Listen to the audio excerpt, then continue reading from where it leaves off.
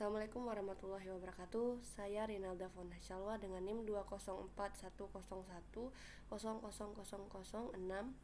dari mata kuliah Manajemen Risiko Teknologi Informasi akan memberikan atau mempresentasikan materi tentang penerapan konteks.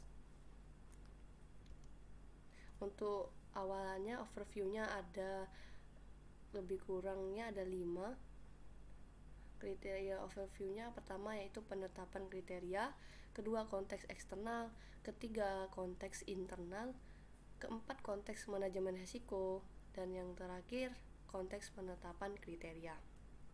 Untuk awalnya definisi dari penetapan konteks. Penentuan parameter internal, eksternal atau lingkup kerja dan kriteria risiko. Dan juga definisi dari penetapan konteks yaitu dasar atau pijakan bagi proses manajemen risiko selanjutnya.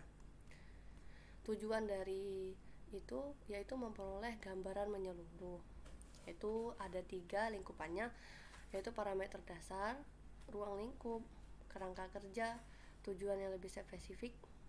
Tujuan yang lebih spesifiknya yaitu ada 4 poin, yaitu parameter dasar, ruang lingkup, kerangka kerja. Lalu yang kedua, mengetahui dan menetapkan pihak yang paling berkepentingan atau disebut dengan stakeholder utama. Lalu yang ketiga, menetapkan ruang lingkup, tujuan, beserta juga kondisi yang sudah dibatasi dan hasil yang sudah diharapkan nantinya. Dan yang terakhir, dalam tujuan spesifik itu menetapkan kriteria untuk menganalisis dan mengevaluasi risiko. Proses dalam manajemen risiko yakni ada 7 tahapan, yaitu pertama menetapkan konteks, yang kedua mengidentifikasi risiko, yang ketiga analisis risiko, yang keempat evaluasi risiko, dan yang kelima penanganan risiko, yang keenam monitoring dan review atau yang reviewnya, yang terakhir komunikasi dan konsultasi. Dalam ketujuh tahapan itu juga akan dilakukan bertahap dari hal penetapan hingga komunikasi dan konsultasi. Itu pastinya ada komunikasi dan konsultasi dan juga monitoring dan review setiap tahap-tahapan yang ketujuh tadi. Pada tahapan yaitu menetapkan konteks, sini akan mengidentifikasi konteks itu termasuk ke dalam internal atau eksternal. Kedua juga menetapkan konteks dari segi manajemen risikonya. Yang ketiga menetapkan kriteria, atau yang paling terakhir kriteria apa penilaian pada risiko itu. Konteks ini terbagi 2, yaitu internal dan eksternal. Untuk definisinya adalah lingkungan di mana organisasi berusaha untuk mendefinisikan dan mencapai tujuannya. Penetapan konteks manajemen risiko erat kaitannya dengan penetapan tujuan, yakni tujuan itu sendiri, strategi, ruang lingkup, dan parameter-parameter lain yang berhubungan dengan proses pengelolaan risiko. Nah, proses ini akan menunjukkan kaitan atau disebut juga hubungan antara permasalahan yang akan dikelola risikonya dengan lingkungan perusahaan, baik lingkup eksternal atau internal pada perusahaan itu. Proses manajemen risiko dan ukuran atau kriteria risiko yang hendak dijadikan standarnya. Berdasarkan uraian tersebut, maka penetapan konteks manajemen risiko bertujuan untuk mengidentifikasi serta mengungkapkan sasaran organisasi.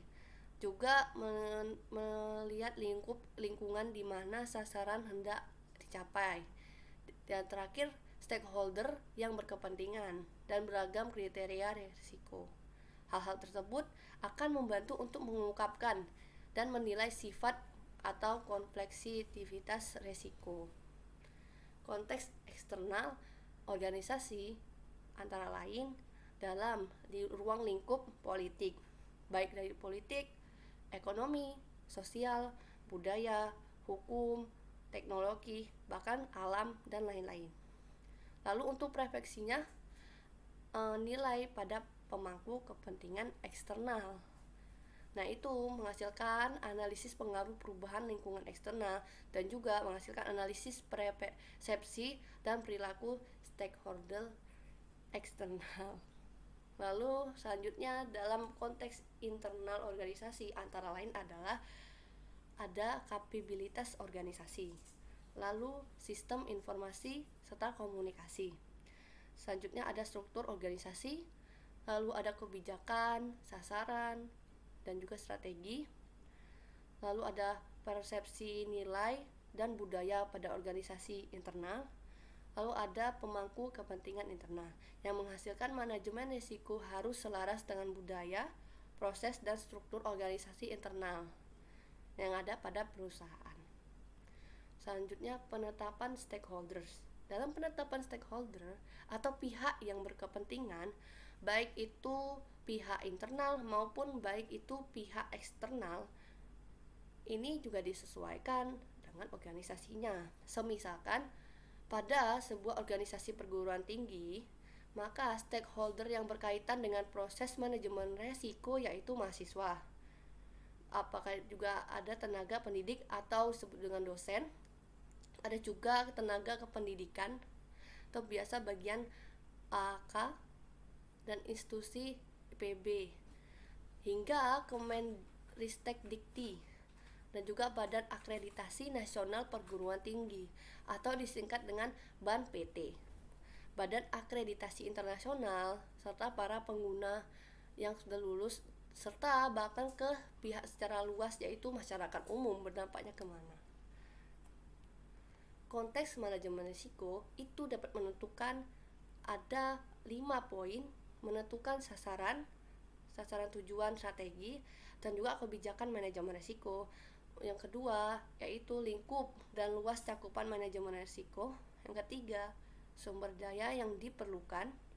Yang keempat, jadwal waktu penyelesaian. Yang kelima, dokumentasi dan catatan yang harus dibuat. Pengertian dari kriteria risiko. Penetapan kriteria risiko merupakan tahapan yang harus dilakukan setelah penetapan ruang lingkup dan konteks dalam proses manajemen risiko. Kriteria risiko atau risk kriteria merupakan atau adalah ukuran standar seberapa besar kemungkinan atau frekuensi atau likelihood risiko yang akan terjadi dan seberapa besar dampak dari risiko tersebut serta konsekuensi yang mungkin akan dihadapi dari risiko yang akan terjadi. Organisasi sebaiknya menentukan jumlah dan jenis risiko yang dapat diselesaikan atau dapat diambil relatif terhadap tujuan dan sasaran bagi organisasi perusahaan. Kriteria risiko sebaiknya dilaraskan dengan kerangka kerja manajemen risiko dan disesuaikan dengan tujuan khusus serta juga ruang lingkup aktivitas yang dicakup. Kriteria risiko sebaiknya merefleksikan nilai, sasaran, sumber daya organisasi, serta konsisten dengan kebijakan dan pernyataan tentang manajemen risiko. Kriteria sebaiknya ditentukan dengan mempertimbangkan kewajiban organisasi dan sudut pandang dari si pemangku kepentingan. Dalam kriteria risiko, kerangka acuan bagaimana mengukur risiko adalah sebagai berikut ini. Ada 3 bagan atau 3 kelompok dalam kriteria risiko.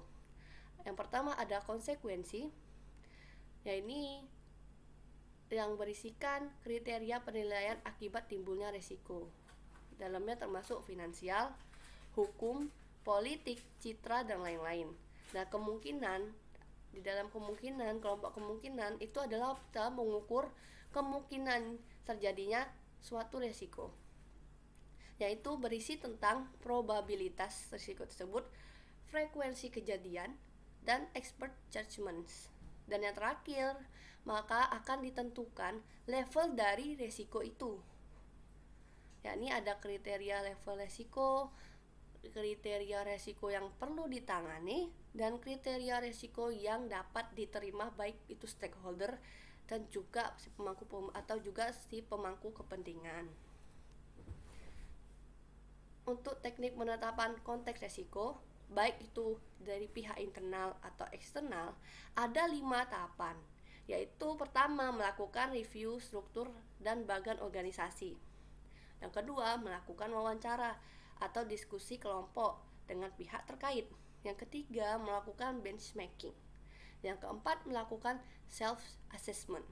Dan yang terakhir, melakukan penelaahan dokumen organisasi. Selera resiko. Industri terutama regulasi yang terkait dengan resiko, budaya perusahaan, persaingan, sifat tujuan, dan kekuatan keuangan. Tahapan pelaksanaannya juga ada 5. Yang pertama, menganalisis lingkungan internal dan eksternal. Yang kedua, menjabarkan ruang lingkup penerapan. Yang ketiga, mengidentifikasi dan menetapkan pihak-pihak yang berkepentingan. Yang kelima, mengidentifikasi dan menetapkan kriteria masing-masing konsekuensi dan kemungkinan. Dan yang terakhir, membuat laporan hasil penetapan dari konteks tersebut. Sekian dari saya. Assalamualaikum warahmatullahi wabarakatuh.